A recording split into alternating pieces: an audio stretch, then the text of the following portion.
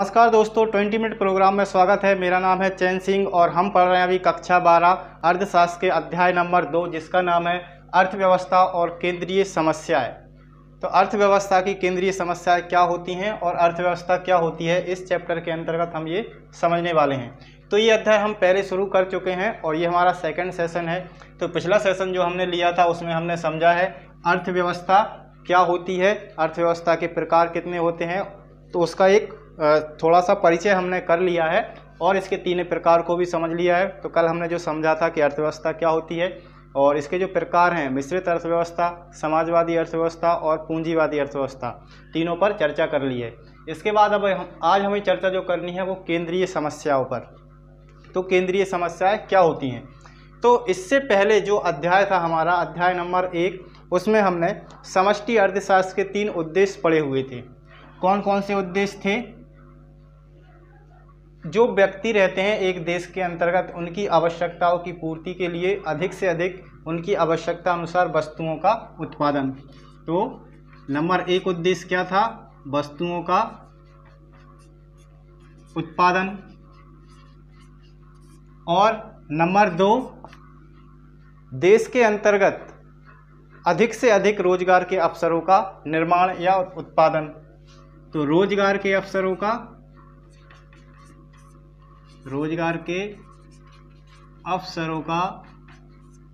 निर्माण। और तीसरा था कीमत स्तर को बनाए रखना।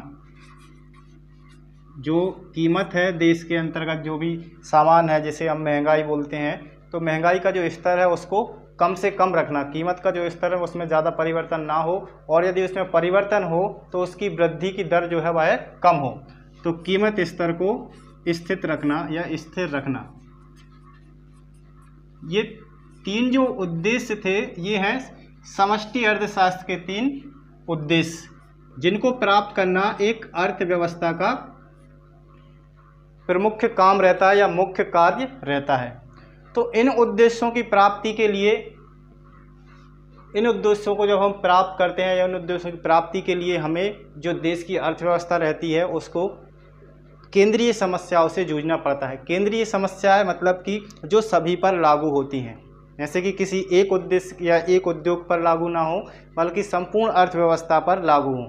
और संपूर्ण अर्थव्यवस्था पर जब लागू होती हैं तो उसमें आ जाते हैं देश के संसाधन। तो संसाधन कौन से होते हैं?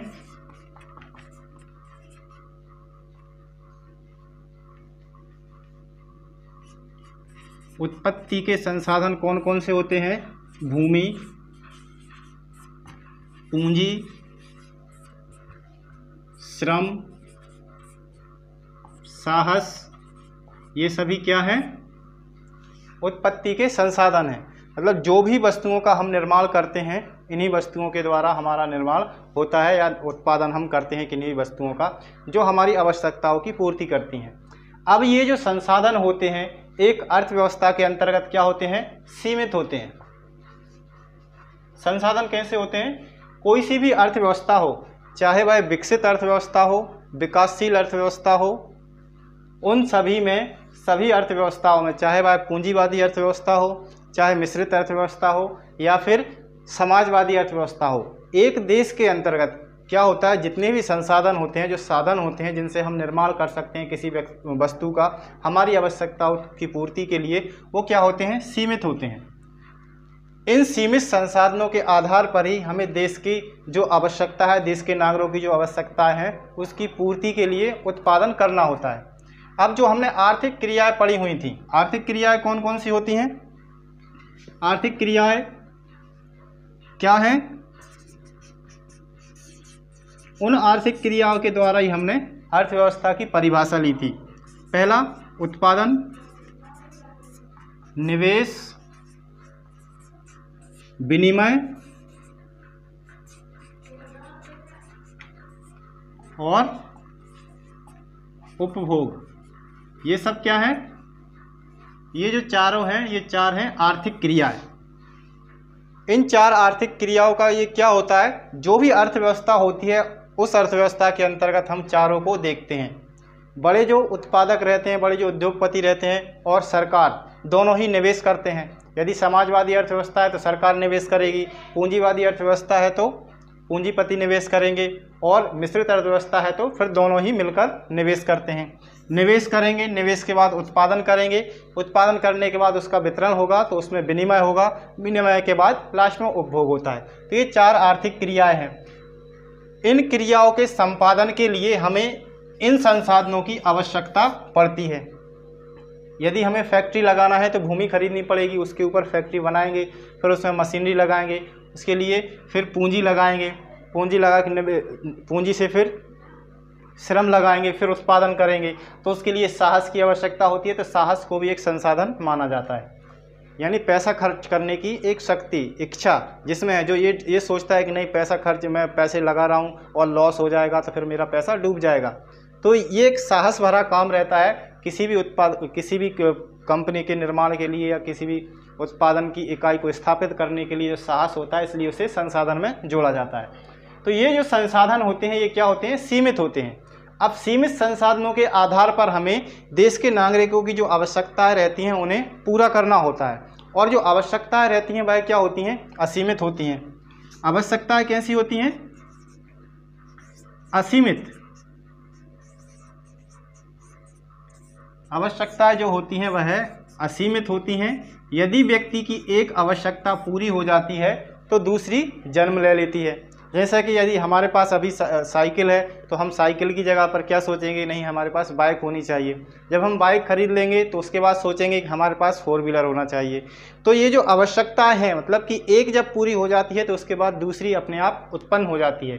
तो आवश्यकताएं तो असीमित होती हैं, लेकिन जो संसाधन है हमारे पास, पूंजी, भूमि, श्रम, साहस, ये क्या है? सीमित हैं। तो ये हर एक व्यक्ति के पास सीमित होते हैं। उसी प्रकार एक देश के पास भी उसके जो संसाधन हैं, जैसे कि भूमि है, तो भारत का जो क्षेत्रफल है तो भूमि उतनी ही भारत के पास है, उसी भूमि का वह इस्तेमाल कर सकता है किसी वस्तु के उत्पादन के लिए या विकास करने के लिए, किसी वस्तु का निर्माण करने के लिए, कोई भी कार्य वो अपनी देश की सीमाओं के अंतर्गत कर सकता है। इसके अलावा जैसे पैसा है, तो पैसा भी एक अर्थव्यवस्था में कितना पैसा है वो उसकी एक प्रणाली रहती है। उस प्रणाली के अंतर्गत ही जो रुपए रहता है उसका चक्र चलता है, यानी कैश प्रवाह चलता है। तो वो आगे हम पढ़ेंगे, अभी हम सिर्फ समझ रहे हैं क्या? केंद्रीय समस्याएं। तो समस्याएं किस प्रकार से उत्पन्न होती हैं? देखिए, हमारे पास संसाधन सीमित हैं और आवश्यकताएं क्या हैं? असीमित। तो प्रत्येक व्यक्ति की आवश्यकता के अनुसार प्रत्येक वस्तु का निर्माण करना किसी भी अर्थव्यवस्था के लिए संभव नहीं होता। क्यों नहीं होता? क्योंकि उनके संसाधन सीमित होते हैं। इन्हीं संसाधनों के बंटवारे की जो समस्या है उसे हम आर्थिक समस्या कहते हैं। यानी जो उत्पत्ति के संसाधन हैं, कितना संसाधन किस वस्तु के उत्पादन में लगाया जाए, ये समस्या अर्थव्यवस्था में बनी रहती है, सरकार के सामने बनी रहती है। तो इसे ही हम केंद्रीय समस्या कहते हैं या हम आर्थिक समस्या कहते हैं। तो आर्थिक समस्याओं के जन्म के क्या कारण है? किस प्रकार से ये उत्पन्न होती हैं, क्यों उत्पन्न होती हैं? तो आर्थिक जो समस्याएं हैं, आर्थिक समस्याओं के उत्पत्ति के कारण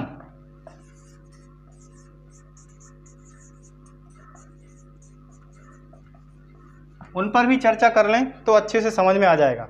तो नंबर 1 सबसे पहला क्या है? असीमित आवश्यकता है। यानी हर व्यक्ति, हमारे देश में कितने 135 करोड़ की जनसंख्या है, तो हर व्यक्ति की अपनी एक आवश्यकता होती है, अपनी आवश्यकताएं होती हैं। गरीब परिवार है उसकी आवश्यकताएं अलग हैं।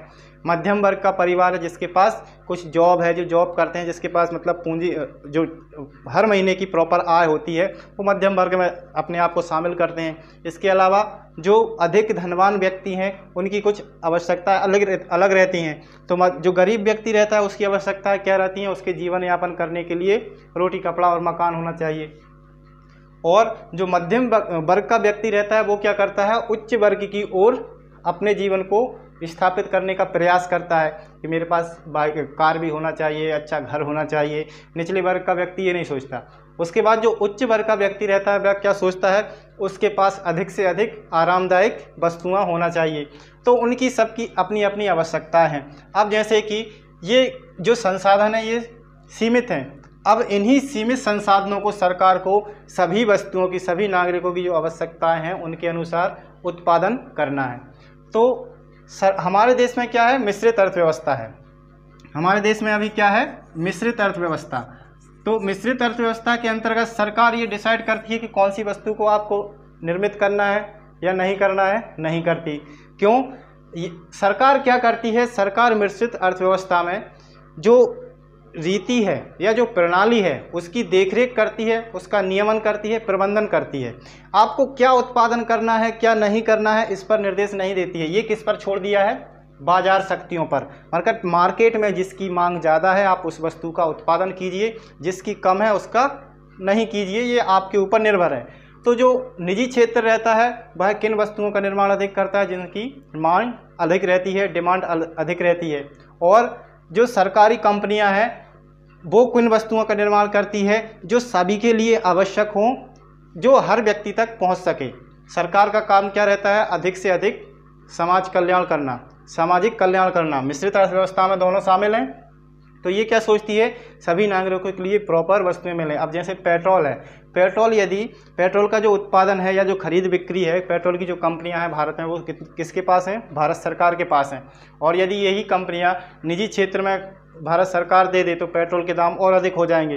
तो अभी सभी के लिए समान है, फिर शायद कुछ और हो। तो जो निचले तबके का व्यक्ति है, गरीब मजदूर है, वो शायद उसको नहीं खरीद पाएगा। तो जो सभी के लिए आवश्यक है, जैसे कि रसोई गैस हुई, ये सभी के लिए आवश्यक है, तो सरकार ने इसे अपने अंडर में रखा है। तो ये जो संसाधन है इस प्रकार से उसका संचालन मिश्रित अर्थव्यवस्था में होता है। अब इन संसाधनों को इन संसाधनों को ध्यान में रखते हुए अब इसको हम एक दूसरे प्रकार से समझ लें। जैसे कि हमारे पास 100 रुपये हैं, हमारे पास ये 100 रुपये हैं। अब 100 रुपये में हमें कितना खरीदना है, जितना हमारे पास है। हम बाज़ार में जाएंगे तो 100 रुपये तक का ही सामान खरीद पाएंगे, क्योंकि हमारे पास 100 रुपये हैं। और यदि कोई एक वस्तु जो है जो हमें खरीदनी है उसी की कीमत यदि 200 रुपये है तो उससे हम खरीद पाएंगे, नहीं खरीद पाएंगे। तो ये क्या है, सीमितता है। इसी प्रकार इन संसाधनों की भी सीमितता रहती है। मतलब एक देश के पास जितने संसाधन हैं वह सीमित होते हैं। हर व्यक्ति की आवश्यकता अनुसार वस्तुओं के निर्माण करने में उसे जो संसाधन होते हैं, जैसे कि अब यही मान के चलें हम, देश के पास जो संसाधन की कीमत है, को मूल्य है, वो 100 है, 100 है। अब देश के लिए क्या करना है, सरकार के लिए क्या करना है, खाद्यान्नों का भी निर्माण करना है। खाद्यान्न कौन कौन से, जैसे गेहूँ, चावल, इनका उत्पादन करना है। उसके बाद कपड़े का भी उत्पादन करना है। उसके बाद मशीनरी का भी निर्माण करना है। रक्षा सामग्री जैसे बंदूक, बम, गोला बारूद, इनका भी निर्माण करना है। आरामदायक वस्तुओं का भी निर्माण करना है। परिवहन के जो संसाधन हैं उनका भी निर्माण करना है। तो ये सभी क्या हैं, सभी आवश्यक है। अब जैसे 100 रुपये का इसके पास क्या है, स्टॉक है, यानी 100 रुपये हमारे पास संसाधन है।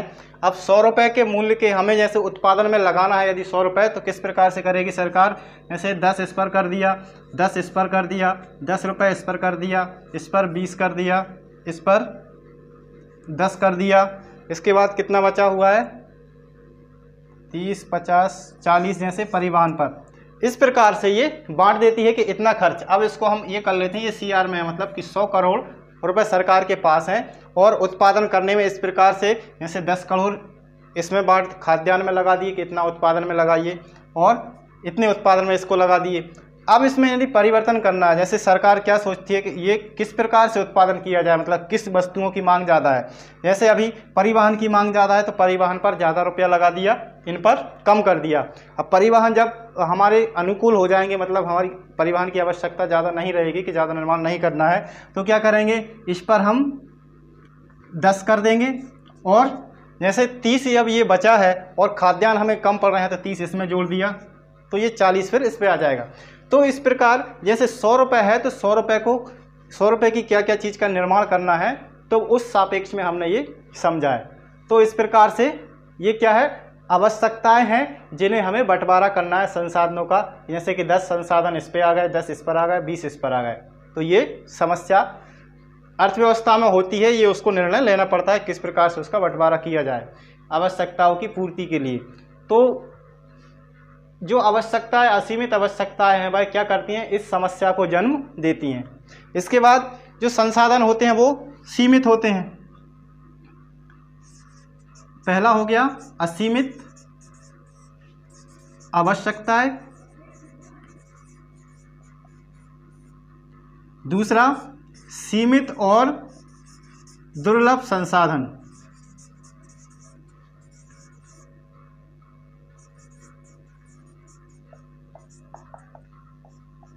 दुर्लभ साधन कर लीजिए, संसाधन, ये क्या हो गया, दुर्लभ संसाधन। सीमित क्या होते हैं कि जो हमारे पास आवश्यक हैं, जो उपलब्ध हैं, वो सीमित हैं। यदि नष्ट हो जाते हैं तो फिर उनकी उपयोगिता समाप्त हो जाती है, दूसरे संसाधन हमें देखना पड़ेंगे। इसके बाद दुर्लभ संसाधन, जो मुश्किल से मिलते हैं उन्हें दुर्लभ बोलते हैं।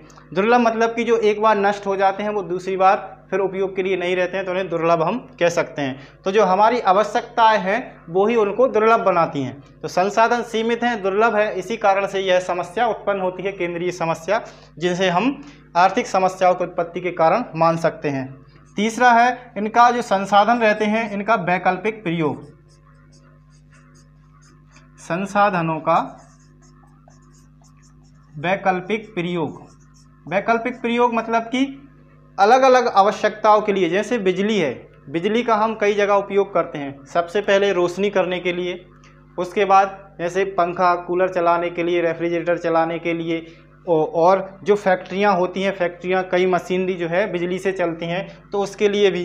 तो संसाधनों की जो वैकल्पिक प्रयोगता रहती है उससे क्या होता है कि किस में खर्च किया जाए। अब जैसे बिजली है तो बिजली अधिक कहाँ दी जाए, गांवों में अधिक आवश्यकता है या शहरों में अधिक आवश्यकता है, तो उसको पूर्ति कहाँ की जाए, ये सब क्या कर रही हैं, एक समस्या उत्पन्न कर रही हैं। किस प्रकार की, कि संसाधनों को किस प्रकार से बांटा जाए। तो जो केंद्रीय समस्याएं हैं उन्हें यदि हमें याद करना है, समझना है, तो सबसे पहले हमें क्या ध्यान रखना है, संसाधनों का बंटवारा। तो संसाधनों के बंटवारे के अनुरूप ही सारी समस्याओं का जन्म होता है। अब जैसे हम अब इन समस्याओं को यदि हम चिन्हित करें और इनके नोट्स बनाएं तो हम क्या लिखेंगे, अर्थव्यवस्था की केंद्रीय समस्याएं क्या हो सकती हैं। अर्थव्यवस्था की केंद्रीय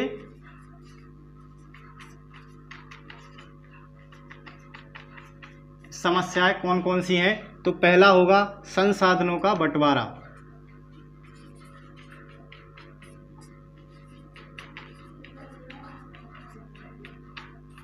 संसाधनों का बंटवारा।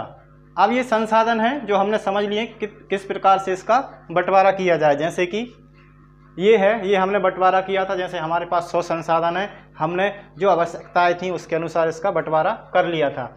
अब ये जो अर्थव्यवस्था के संसाधन हैं इनको किस प्रकार से बांटा जाए। सबसे पहला, क्या उत्पादन किया जाए। सरकार के पास ये सवाल रहता है पहला ही कि क्या उत्पादन किया जाए। क्या उत्पादन किया जाए मतलब कि जो हमने उदाहरण लिया है इसी से समझ सकते हैं कि आरामदायक वस्तुओं का निर्माण किया जाए या फिर बंदूक और गोला बारूद का निर्माण किया जाए, हमें जो रक्षा के लिए आवश्यक हैं। खाद्यान्नों का अधिक निर्माण किया जाए। तो हर वर्ग का इसमें सरकार को ध्यान रखना पड़ता है। जैसे हमारे देश की आवश्यकता क्या है, रक्षा की आवश्यकता अधिक है, तो सरकार क्या करेगी, सबसे पहले हमारे रक्षा बजट बनाएगी कि रक्षा के लिए हमें कितना खर्च करना है, कितने संसाधन हमें रक्षा में लगाना है। उसके बाद खाद्यान्नों के उत्पादन में कितने संसाधन लगाना है। उसके बाद विकास कार्यों में कितने संसाधन लगाना है, जैसे कि रोड के निर्माण में, भवन निर्माण में, स्कूल कॉलेजों के निर्माण में, अस्पताल के निर्माण में। तो ये संसाधनों का क्या होगा, बंटवारा होगा कि पहले क्या उत्पादन किया जाए। उसके बाद दूसरा हम क्या कर सकते हैं, कैसे उत्पादन किया जाए। कैसे उत्पादन किया जाए। अब ये जो दूसरा वाला है ये आ जाता है हमारी जो प्रणाली है उत्पादन की उसके अनुसार, मतलब कि श्रम प्रधान तकनीक का अधिक उपयोग किया जाए या फिर पूंजी प्रधान तकनीक का अधिक प्रयोग किया जाए। ऐसे कि श्रम प्रधान तकनीक क्या होगी, जिसमें श्रम को अधिक महत्व दिया जाएगा। श्रम को अधिक महत्व देंगे तो क्या होगा, रोजगार के अवसर अधिक होंगे। जितनी जनसंख्या है उसमें अधिक से अधिक लोगों को रोजगार मिलेगा, तो ये क्या होगी, श्रम प्रधान तकनीक। और पूंजी प्रधान तकनीक कैसी होगी, पूंजी को अधिक महत्व देंगे, जिसमें क्या होगा, अधिक से अधिक मशीनरी लगाएंगे। तो मशीनरी लगाएंगे तो उससे उत्पादन तो होगा लेकिन बेरोजगारी बढ़ेगी। तो सरकार को दोनों में सामंजस्य बिठाना पड़ता है कि अधिक से अधिक बेरोजगारी भी ना हो और अधिक से अधिक उत्पादन में वृद्धि हो। तो किस प्रकार से उत्पादन किया जाए, श्रम प्रधान तकनीक से उत्पादन किया जाए, पूंजी प्रधान तकनीक से उत्पादन किया जाए, तो ये एक समस्या होती है जो किस में आती है, संसाधनों के बंटवारे में। अब तीसरा इसी में कर लीजिए, किसके लिए उत्पादन किया जाए, किसके लिए उत्पादन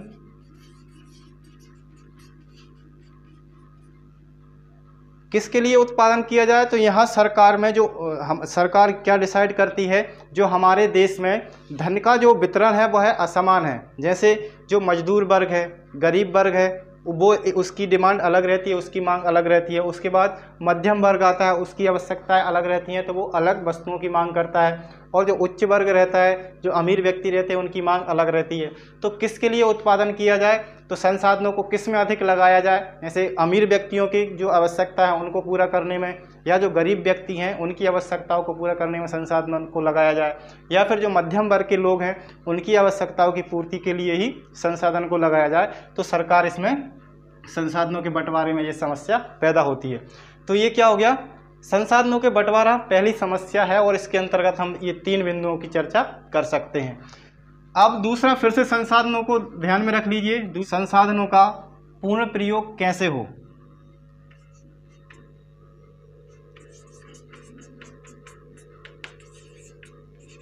पूर्ण प्रयोग कैसे हो। पूर्ण प्रयोग मतलब कि जैसे कि हमारे पास संसाधन है, जैसे कि हमारे जो देश है, भारत का जो क्षेत्रफल है वह काफ़ी बड़ा है, तो भूमि हमारे पास काफ़ी है, लेकिन उत्पादन में हम सभी भूमि को लगा रहे हैं क्या, नहीं लगा पा रहे हैं। कई सारी भूमि बेकार पड़ी हुई है, बंजर पड़ी हुई है, रेगिस्तान में बदली हुई है। तो ये सब क्या है, जो बाकी जो भूमि है वह क्या है, बेरोजगार है, उसको कोई रोजगार नहीं मिला हुआ है, वह किसी प्रकार के काम में नहीं लगी हुई है। जहाँ पर फैक्ट्री लगी हुई है, जहाँ पर खाद्यान्नों का उत्पादन हो रहा है, उस भूमि को क्या कह सकते हैं हम, रोजगार मिला हुआ है। जैसे जहाँ पर हम खेती करते हैं उस भूमि को रोजगार मिला हुआ है, और बाकी जो भूमि है कुछ रहने के काम में आ रही है तो उसको भी रोजगार मिला हुआ है। कहीं पर फैक्ट्री है तो वो उसको भी रोजगार मिला हुआ है, रोड बने हुए हैं तो रोजगार मिला हुआ है। भूमि को मतलब कि जो काम में नहीं है वह बेरोजगार है। उसी प्रकार श्रम है, अब श्रम में जिन लोगों को काम है तो उनको तो रोजगार है, जिनको काम नहीं है, जो बेरोजगार हैं, जो काम करने की इच्छा रखते हैं लेकिन उनके पास कोई काम नहीं है, उसे हम क्या कह सकते हैं, बेरोजगार है। तो जो लोग हैं, लोगों को एक संसाधन माना जाता है श्रम के तौर पर, श्रम एक संसाधन है। तो यहाँ पर श्रम क्या है, पूरा उपयोग में हो रहा है कि नहीं हो रहा है, नहीं हो पा रहा है।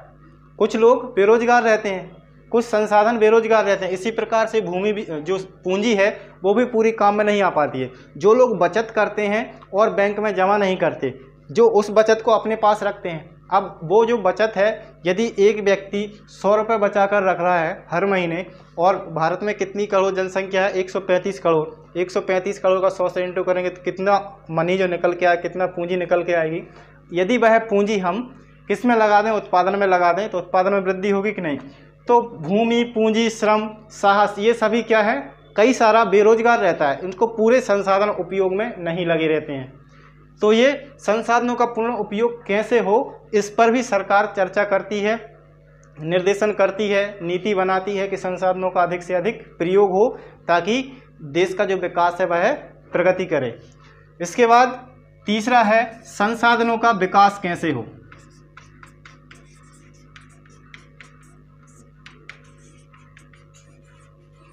संसाधनों का विकास कैसे हो।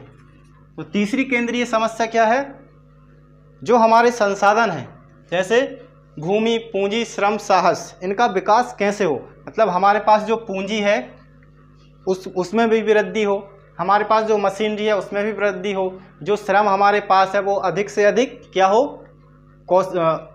टेक्निकल हो, या उसमें कुशलता हो, विकास हो। विकास किस प्रकार से होगा, श्रम कौशल होगा, कुशल होगा तो क्या होगा, उत्पादन अधिक में वृद्धि होगी, उत्पादन में वृद्धि होगी। तो अधिक से अधिक उत्पादन होगा, अधिक से अधिक आवश्यकताओं की पूर्ति होगी, जिससे हमारे देश के जो नागरिक हैं उनका जीवन स्तर बढ़ेगा, उसमें सुधार होगा और देश का विकास होगा। तो जब तक संसाधनों का विकास नहीं होगा, हमारे देश में विकास की जो गति है वह धीमी रहेगी। तो सरकार का मेन फोकस किस पे रहता है? संसाधनों के विकास में, जिससे अधिक से अधिक हम विकास दर प्राप्त कर सकें और जो हमारे देश के नागरिक हैं उनके जीवन स्तर में सुधार कर सकें। तो ये 3 समस्याएं हैं जो प्रमुख रूप से हर अर्थव्यवस्था के अंतर्गत पाई जाती हैं, चाहे वह पूंजीवादी अर्थव्यवस्था हो, समाजवादी अर्थव्यवस्था हो या फिर मिश्रित अर्थव्यवस्था हो। इन समस्याओं का सामना करती है और इनको दूर करने का प्रयास करती है। तो यदि आपको ये प्रश्न आता है कि केंद्रीय समस्याएं क्या होती हैं, तो हमने तीनों को समझ लिया है। और इसमें यदि कोई डाउट हो तो आप कमेंट करके बताना, एक बार फिर से हम क्लास इसकी ले सकते हैं। तो मिलते हैं अगली क्लास में एक नए टॉपिक के साथ, तब तक के लिए जय हिंद।